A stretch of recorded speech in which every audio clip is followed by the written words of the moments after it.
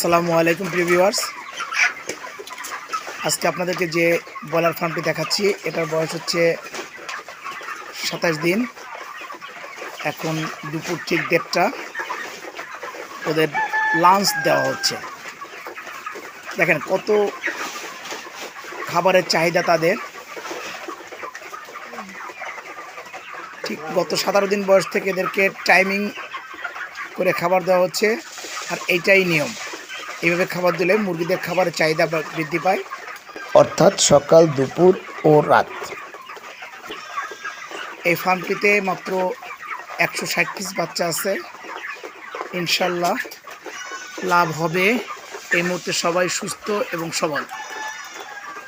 যদিও মাঘের শীত, কনকনে শীত, তথাপিও এরা অত্যন্ত সুন্দর এবং সাবলীলভাবে জীবনযাপন করছে। তার একটাই মাত্র কারণ হচ্ছে, যিনি খামারটি পরিচালনা করেন তিনি অত্যন্ত সজাগ এবং সচেতন।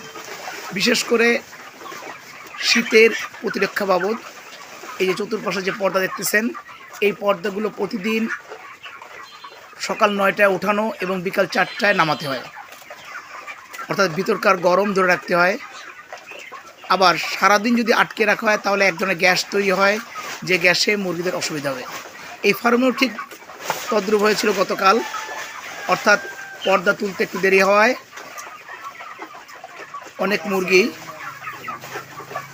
আক্রান্ত হয়ে পড়ে, আর তার থেকে মুক্তির জন্য খামারি অক্সিটেট্রাসাইক্লিন এবং সাথে হিস্টাসিন আর প্যারাসিটামল ব্যবহার করেছেন, এবং যার ফলে ইনশাল্লাহ এখন এরা সবাই সুস্থ আছে। হালকা নাকজাড়ি ছিল, নাকজাড়ি সেরে গেছে। আপনারাও যারা ব্রয়লার খামার করবেন সবথেকে বেশি খেয়াল রাখবেন হচ্ছে শীতকালে এই পর্দা উঠানো এবং নামানো, আর ভিতরে যাতে কোনো রকম গ্যাস তৈরি না হয়। কারণ সারাক্ষণ যদি পর্দা নামিয়ে রাখা হয়, অর্থাৎ ঘর যদি ঢেকে রাখা হয়, তাহলে অবশ্যই সেখানে গ্যাস উৎপন্ন হবে। যাক, আল্লাহর রহমতে অত্যন্ত সুন্দরভাবে জীবনযাপন করতেছে এরা সুস্থ আছে। খামারি কোনো টেনশন নেই। আগামী শুক্রবার অর্থাৎ সপ্তাহের শেষ দিনে এই মুরগিগুলো বিক্রি করা হবে। আপনার সকলেই খামারের জন্য দোয়া করবেন।